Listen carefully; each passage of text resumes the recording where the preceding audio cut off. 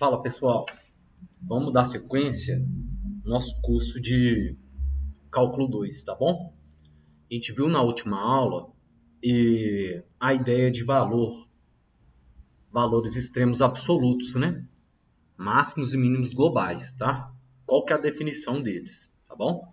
Então, o que a gente viu foi que a função ela atinge esses máximos e mínimos globais quando não tem nenhum outro ponto da função que é maior que eles, tá? O que parece bem lógico, tá bom?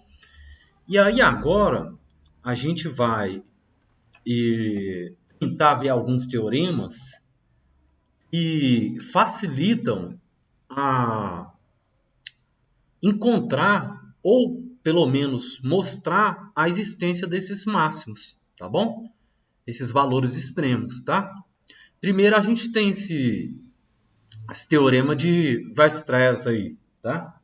Até o nome é difícil. Mas vamos lá. É o teorema dos valores extremos da função, tá bom? Então ela fala que uma função, né, contida num intervalo limitado e fechado, tá bom? Um intervalo limitado e fechado, tá? Definida dentro dos reais, então vai existir dois pontos dentro desse intervalo que vão ser máximos ou mínimos globais, tá? No caso, x1 é um mínimo global e x2 é um máximo global, tá bom? E isso vai ser válido dentro desse intervalo fechado, tá? Bom, e no caso, ela tem que ser contínua, tá? E tem que estar dentro desse intervalo limitado e fechado, tá bom?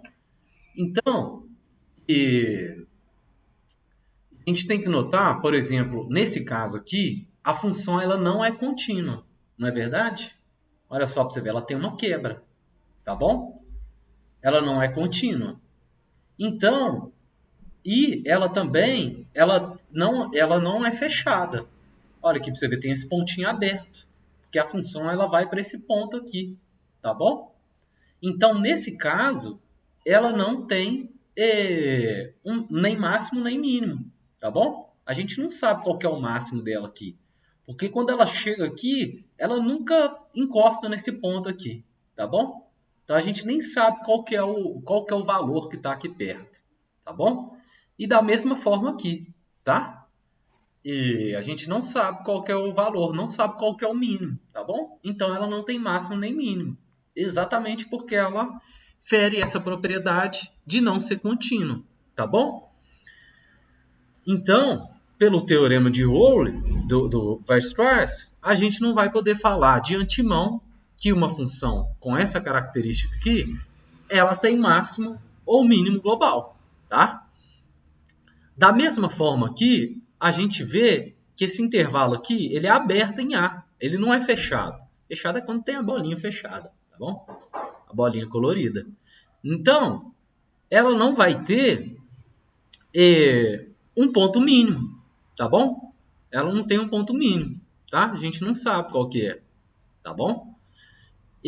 Bom, mas ela tem esse ponto máximo aqui. Ela não vai ter um mínimo, um máximo, tá? E da mesma forma, para essa função aqui, tá? Ela vai ter um ponto mínimo, mas a gente não sabe qual que é o máximo dela. Da mesma forma, essa aqui ela não tem um mínimo, mas a gente não sabe qual que é o máximo dela, tá bom? Então, o que o teorema está falando é exatamente isso, tá? Ele está falando exatamente isso para a gente. E se ela contiver dentro desse intervalo fechado, tá bom? Dentro desses dois extremos, tá? E ela for contínua nos reais, tá bom? Ela vai ter um valor máximo e um valor mínimo, tá bom? Então, por exemplo, se você quiser saber, por exemplo, uma função, ela tem ponto máximo? Ela tem ponto máximo? Então, você tem que definir de antemão se ela é contínua, tá bom? se ela está dentro desse intervalo e se ela está dentro desse intervalo fechado, tá bom? Ilimitado e fechado, tá? O limitado, no caso, por exemplo, é quando se tem alguma coisa além dela que vai estar contida dentro dela, tá bom? Então, se ela atender essas três condições, ela vai ter um máximo, um valor máximo global e um valor mínimo global, tá bom? A gente tem também esse teorema de Rowley aí, né? O que o teorema de Rowley diz para a gente? Bom, ele vai falar para a gente que se uma função, né, definida dentro de um intervalo fechado, tá? E nos reais, tá bom? Se ela for contínua e se ela for derivável dentro desse intervalo, tá? E de forma que f de A foi igual a f de B, então vai existir pelo menos um ponto nesse intervalo, tá? Em que a função ela vai atingir um valor máximo, tá bom? Então a derivada vai ser igual a zero, tá? E, bom, então o que a gente está querendo dizer é o seguinte: a gente está querendo dizer exatamente isso. Olha, tem um ponto A, tem um ponto Y, que vai ser igual ao ponto Y, tá? Então vai chegar um momento que a função ela vai ter que começar a decair, tá? Ela começa a crescer e ela vai ter que começar a decair. E aí dentro desse intervalo, tá? Dentro desse intervalo vai existir esse valor C aqui, em que a derivada da função tem que ser igual a zero, tá bom? Tem que ser igual a zero. Mas novamente percebo que ela tem que ser contínua e tem que ser derivável, tá? Ela tem que ser contínua e tem que ser derivável.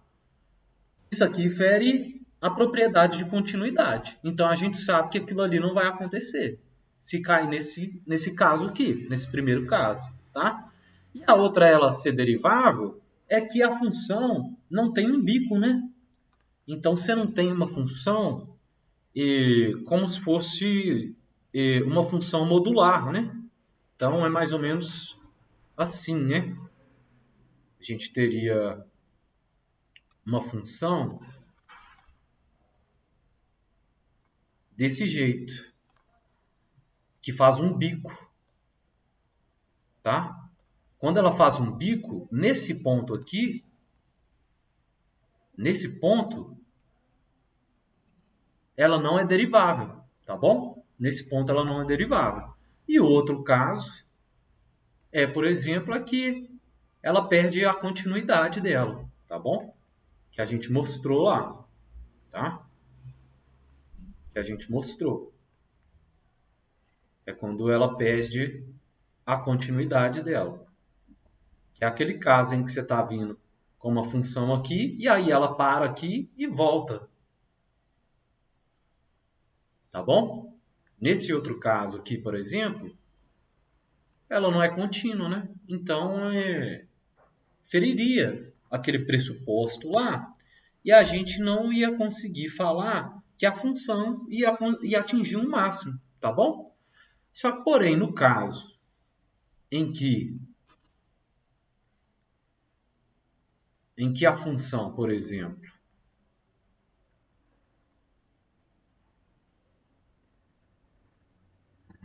ela está crescendo. A função ela está crescendo.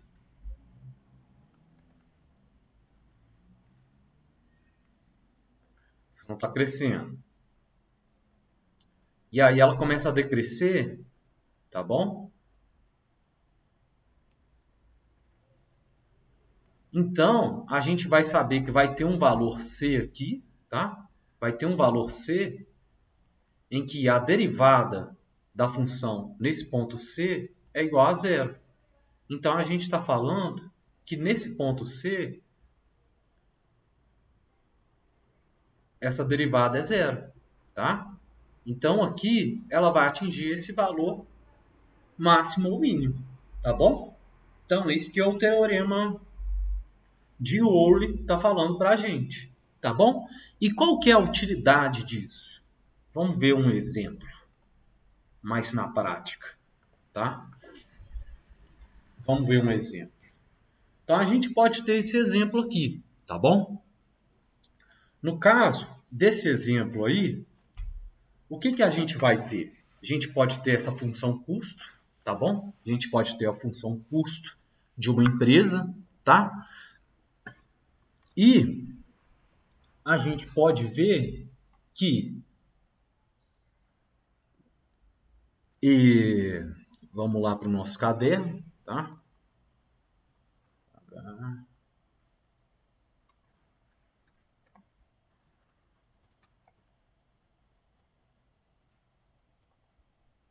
O que que a gente consegue perceber nesse caso aí?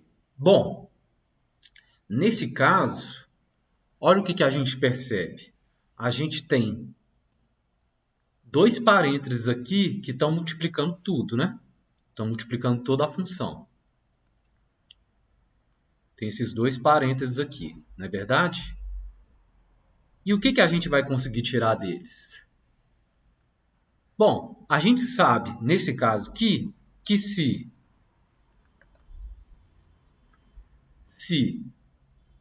x for igual a 1, o que que vai acontecer com essa função custo nossa? Bom, nesse ponto em que c é igual a 1, isso vai implicar que 0,75 que multiplica, vamos substituir 1 aqui, né? Vamos achar o valor da função. 1 menos 1, que multiplica 1 menos 20, elevado a 2, mais 400. O que vai acontecer com esse valor? Bom, daqui a gente vê que isso aqui é zero, né? Então, C nesse ponto 1 vai ser igual a 0,75, tá? Que multiplica 0, que multiplica 1 menos 20, elevado a 2 mais 400. Ora, a gente sabe que em uma multiplicação, qualquer número multiplicado por zero é zero, né? Então, essa parcela vai zerar, tá? E o que vai ficar? Esses 400, né? Mais 400. Então, a gente sabe que o nosso custo, nesse ponto 1, é igual a 400, tá? Então, o nosso custo nesse ponto 1 é igual a 400, tá bom? E o que a gente percebe também? Bom, tem esse outro valor aqui, quando tem esse parênteses, né? Quando tem um parênteses na multiplicação, tá? Se a gente quiser zerar a função, é só a gente substituir pelo mesmo valor que está subtraindo, né? Então, foi o que a gente fez aqui. Então, vamos fazer para esse outro caso. Então, se x for igual a 20, se implica que o nosso custo, né, vai ser igual a 0,75, tá? Que multiplica 20 menos 1, substituindo 20 no lugar de x, tá? 20 no lugar de x, tá bom? Que multiplica 20 menos 20, mais 400. Ora, a mesma coisa que a gente fez aqui, vai acontecer aqui, tá? Por causa desse resultado aqui, tá? 20 menos 20 é igual a zero. Então, vai zerar toda essa parcela aqui, tá bom? Então, o nosso custo, quando x é igual a 20, vai ser igual a 400, que foi o que sobrou, tá bom? Vai ser igual a 400. Ora, que interessante, tá? Olha que interessante. Bom, nesse caso, o que a gente tem? Que quando x é igual a 1 e x é igual a 20, y assume o mesmo valor, tá? E aí, pelo teorema de Rowley, o que a gente tem? Ora, a gente sabe que dentro desse intervalo vai ter um ponto em que a derivada da função vai ser igual a zero, tá bom? Então vamos ver isso aí, tá? Vamos apagar aqui, vamos guardar esses pontos, quando x é igual a 1 e x é igual a 20, tá? Vamos gravar eles aqui. Quando x é igual a 1, isso implica que a nossa função do custo é igual a, quando x é igual a 20, que é igual a quê? A 400, tá bom?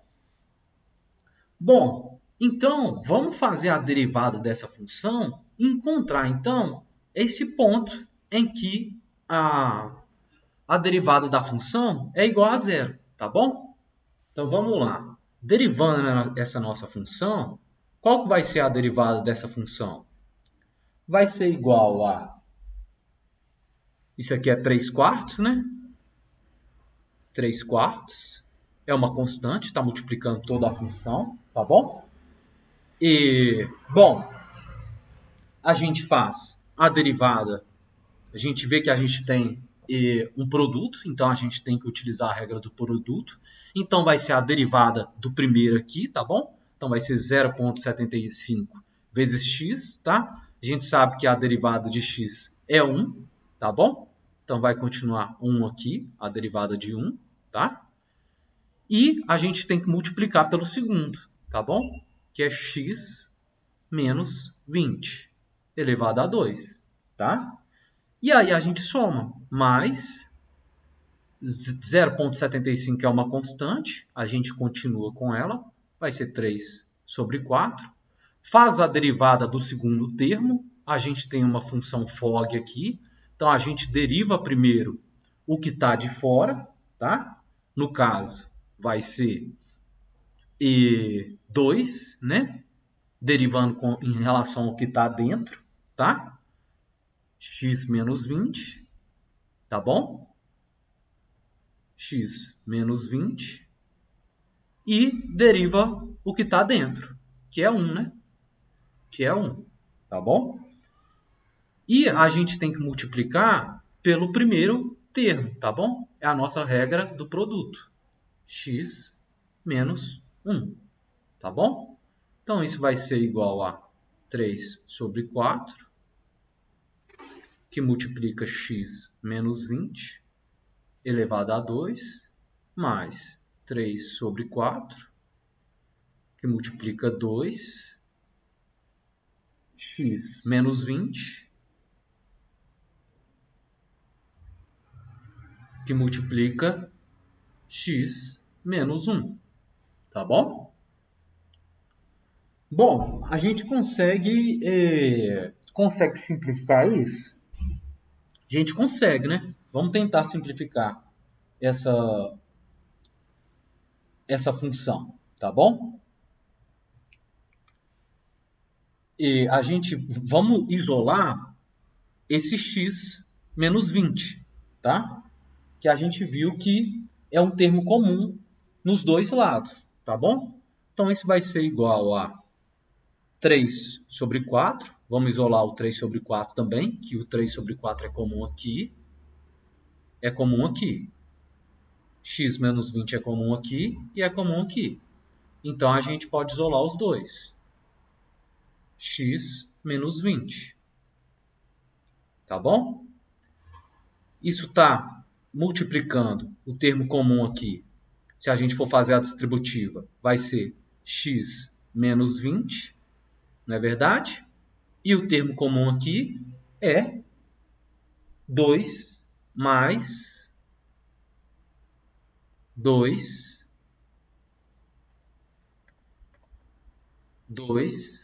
multiplica x1, x menos 1, tá bom?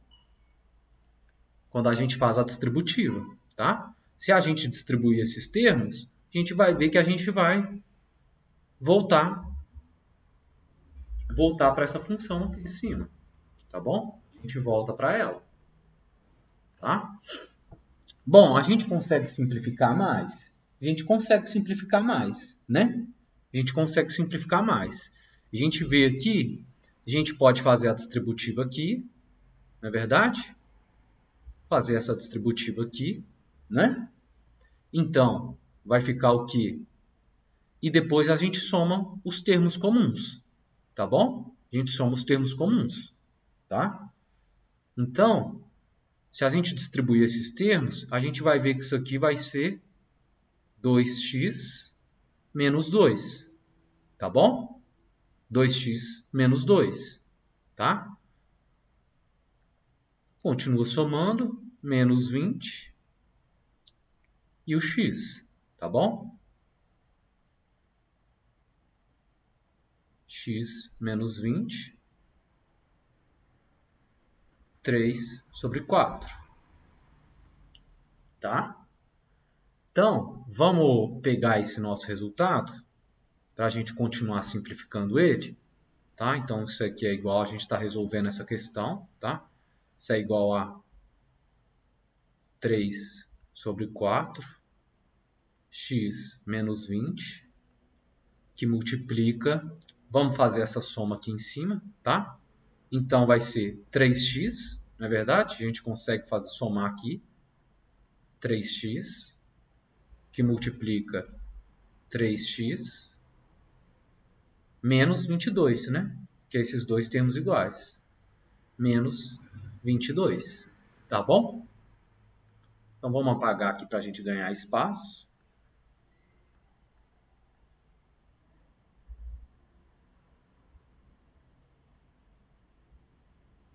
Para a gente ganhar espaço. Então, o que a gente sabe aqui? Bom, se a gente igualar esses dois pontos aqui a zero, né? Se a gente falar, bom, então para essa derivada c' de x, que a gente encontrou que é igual a 3 sobre 4, x menos 20, tá? 3x menos 22, para ela ser igual a zero e a gente encontrar o nosso ponto de máxima dentro desse intervalo entre 1 e 20, tá? O que tem que acontecer? Para isso acontecer, ou isso é igual a zero, ou isso aqui é igual a zero, tá bom? Então, vamos fazer aqui, x menos 20 tem que ser igual a zero, tá? Portanto, x tem que ser igual a 20. Se x for igual a 20, essa função aqui vai assumir zero. E a gente vai conseguir encontrar qual que é o nosso ponto de máxima aqui, tá? Bom, a gente tem esse outro caso. Será que a gente vai conseguir encontrar dois pontos de máximo? Vamos ver. 3x menos 22 tem que ser igual a zero, tá? Na verdade, vai ser igual a 20. Só que ele não pode ser igual a 20, por quê? Porque ele tem que ser menor do que 20, né? É só dentro desse intervalo aberto entre 1 e 20 que a função vai assumir o valor máximo, a derivada vai assumir o valor máximo, tá? Então, vai ser nesse outro ponto aqui, tá? Em que 3x menos 22 é igual a zero, tá bom? Se a gente resolver para x, a gente vai encontrar que x é igual a 7,33, tá bom? Então, quando x é igual a 7,33, essa nossa derivada é igual a zero dentro desse intervalo aqui, tá bom? Então, graficamente, o que a gente tem é o seguinte, tá? A gente tem o seguinte, 7,33. Vamos gravar esse número, 7,33, tá? Então, quando C é igual a 7,33, a gente viu que a derivada é zero, né? Tá. Então, quando C é igual a 7,33, se a gente for fazer a substituição, a gente vai encontrar o ponto de x onde a função assume esse valor máximo, tá bom? Onde a variação é máxima. tá? Onde o nosso custo é máximo, tá bom? Então, graficamente, o que a gente vai ter, se a gente for fazer as substituições aqui, a gente vai encontrar o valor custo, o custo total, tá bom? Graficamente, o que a gente acabou de ver é o seguinte. A gente vai ter a nossa função custo, tá bom? E aí ela tem um formato quadrático, não é verdade? Ela tem um formato quadrático.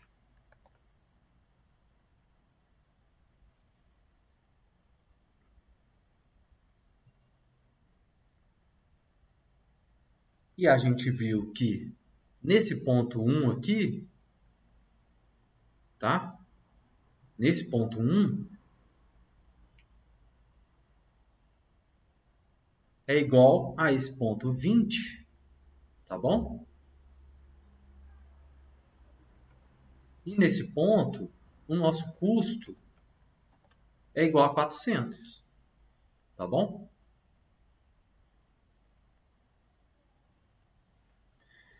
E aí, nesse ponto, a gente pegou e falou, olha, como existe um ponto em que y é igual, entre dois pontos de x, y é igual, a gente tinha certeza que a função teria um ponto máximo, tá? A função teria um ponto máximo. A gente já tinha certeza pelo teorema de Rolle, tá? A gente tinha certeza.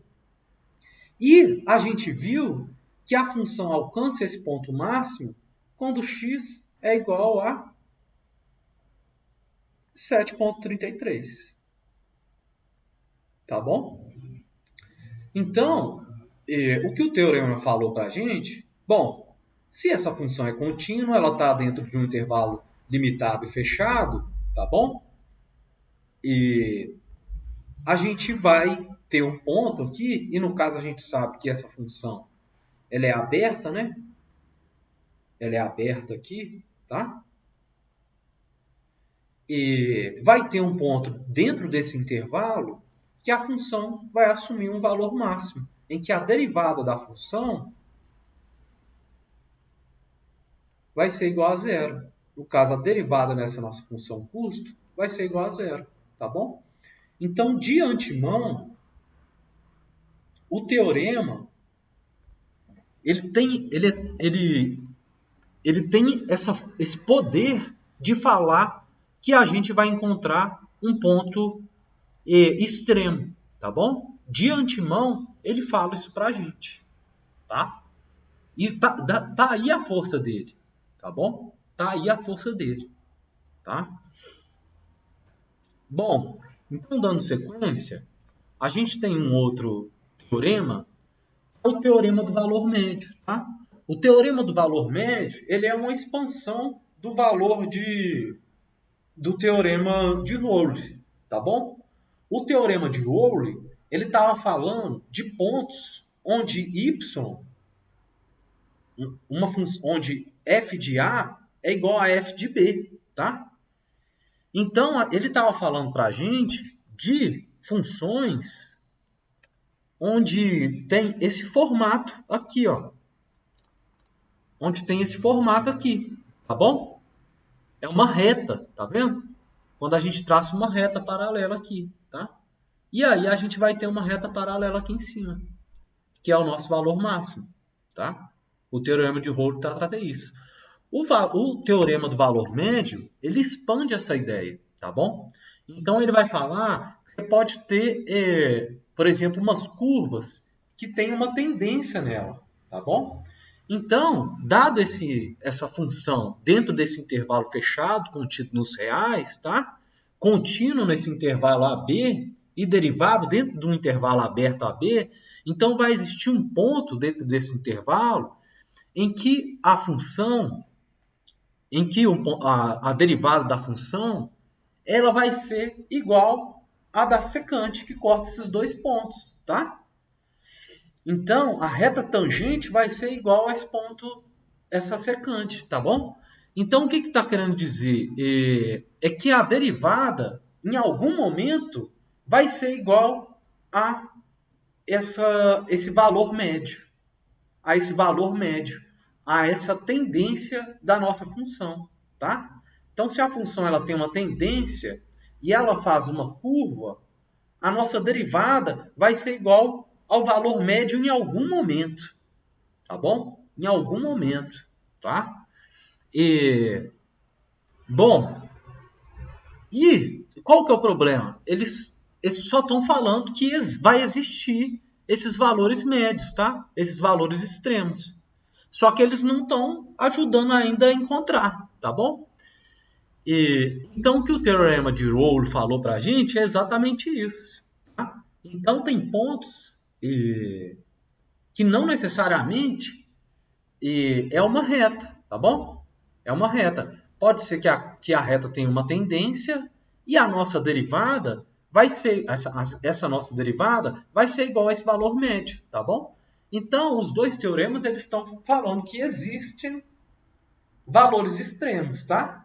Só que eles não ajudam a gente a encontrar de antemão quais que são esses valores, tá bom? No caso, a gente teria que utilizar a derivada para encontrar esses valores dessa função. Mas, se a função ela assume alguns pré-requisitos anteriormente, a gente já sabe que eles existem. Olha, isso aí é ótimo. Isso é muito bom. Só que a gente tem que aprofundar para saber como que a gente consegue encontrar esses pontos a partir de algum método, tá bom? E a gente vai ver nas próximas aulas que a derivada é o que vai nos proporcionar isso, tá bom? E é isso, queria terminar a aula de hoje, tá bom? E a gente continua na próxima, tá? Muito obrigado e até mais.